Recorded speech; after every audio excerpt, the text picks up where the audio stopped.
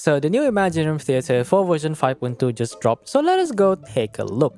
The elements are Hydro, Electro, and Anemo, making the possible reactions between Electrocharge, Hydro Swirl, and Electro Swirl.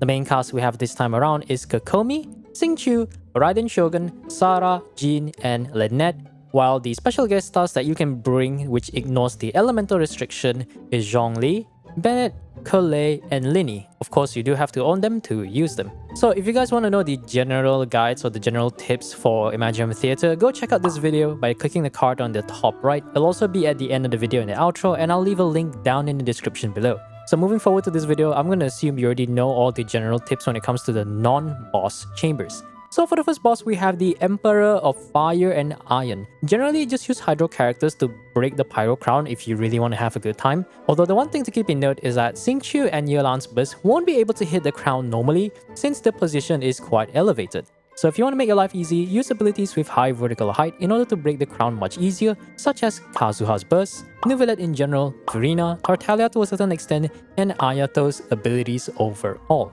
Otherwise, it's pretty straightforward, just don't get hit and die, and we move on to the next boss.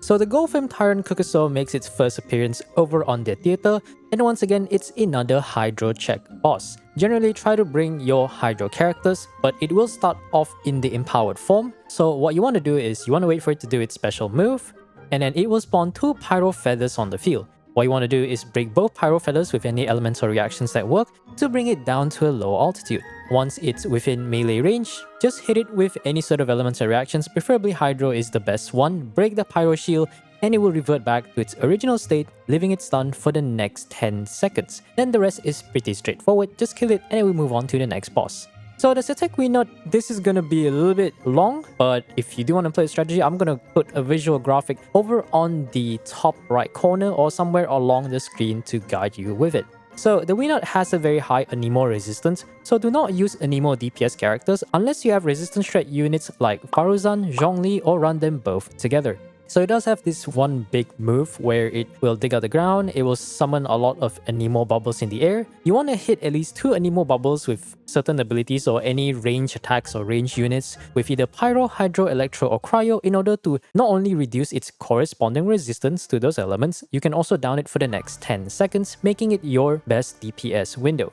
So we're going to use a simple system. Like if you can follow both the north, south, east, west, the compass direction, and I'm also going to use the clock terminology. So just here is a simple visual for those who are not familiar with it. What you want to do is that when you start off, there's a 5-move pattern, right? It's a very fixed pattern. The first move is either it digs under you, which is indicated by the circle appearing right under you. That's a pretty decent DPS window. Or he will stay quiet for a while and then do the Anemo bullet drive-by. If it does this move, there's nothing much you can do about it. Afterwards, right, it will always try to spawn by digging next to you. So generally, when you start after it does the first move, the second move will always be the casual dig.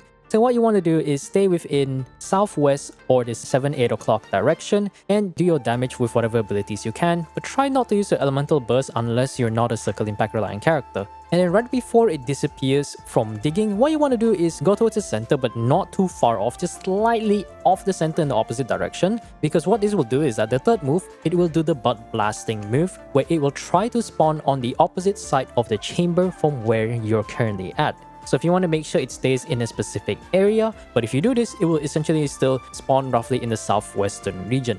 And then after it's done, it'll dig back down. The fourth move is going to be another casual digging, slightly nearer towards the center with its face first.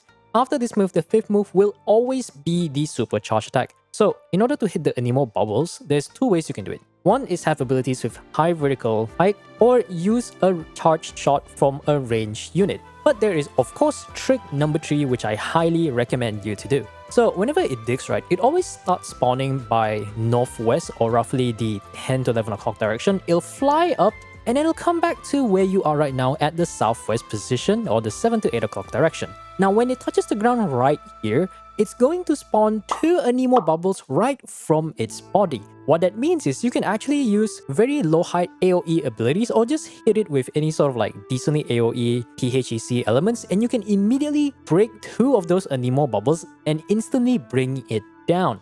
This is probably the best thing that you can do by far if you do not want to bring any range bow units. Like for example, in the footage, I used Auroron's burst with the right timing and I was able to break both bubbles with Electro, so which means my Auroron will actually do more damage. You can use this with any of the elements as long as you do the swirlable elements, then set up your abilities, rinse and repeat, and then you take the winner down. Now for the final boss, we have the Experimental Field Generator, not to be confused with the Experimental Field Mech, which is the Plunging Legend. So there's nothing special about him. You can bring Numa to disable it while it's doing the gravity plunge attack, but it's not needed. The one gimmick that he has is that he will basically make the area low gravity, so you can do plunging attacks whenever you want to. Otherwise, he's very much straightforward. Just do damage, kill him, and you have successfully cleared the Imaginary Theater. Of course, I already have most of the basics down in the other video I mentioned. The link will be down in the description and will be in the outro part. But if you're not seeing all of these bosses, it's very likely that you're playing on a lower difficulty. Otherwise, once you're cleared, hopefully this guide video helps you get all the rewards and possibly all the 10 stars that you need to flex on your account. Anyways, I think that's it for the video, and I'll see you guys next time. Ethereal, signing off. Peace.